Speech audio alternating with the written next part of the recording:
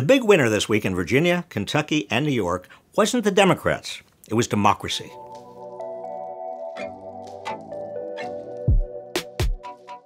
Behind Virginia Democrats' victory flipping both chambers of the state legislature is the fact that Virginia will have fairer elections in the future.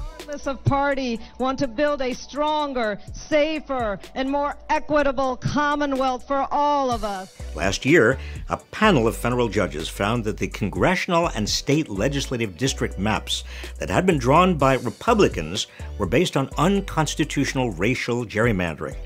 Virginia Democrats have promised that in the future, those maps will be drawn by an independent commission, as they are in California, Washington, Alaska, Arizona, Idaho, and Montana.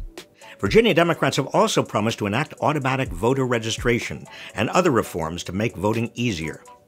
Meanwhile, the news in Kentucky isn't just that Democrat Andrew Beshear unseated incumbent Republican Governor Matt Bevin in one of the most Republican states in the Union. As our elections don't have to be about right versus left, they are still about right versus wrong.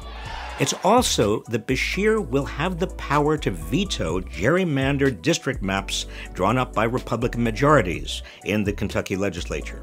Beshear has also promised to restore voting rights to the almost 140,000 Kentuckians with felony convictions. The state currently has one of the most restrictive voting policies in the nation. 1 out of every 4 black adults there is denied the right to vote.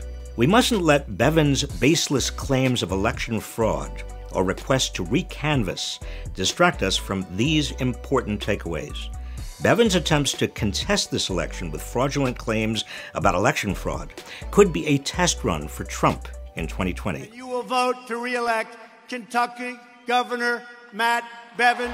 In New York, voters overwhelmingly approved what's known as ranked choice voting for most local elections. Ranked choice voting works as an instant runoff. If no candidate in a race collects a majority of votes, the last place candidates are eliminated and second choice ballots are counted. This helps end spoiler candidacies that siphon off votes from the leaders, encourages more positive campaigns, renders unnecessary, costly, and low-turnout runoff elections, and ensures that all winners have the support of a majority. New York's decision triples the number of ranked choice voting users nationwide, including the state of Maine and the cities of San Francisco, Oakland, Minneapolis, and St. Paul. So all told, it was a good week for democracy. But let's face it, the biggest battles are still before us, ending other forms of voter suppression and getting big money out of politics while resisting the diversion tactics of Trump and his enablers.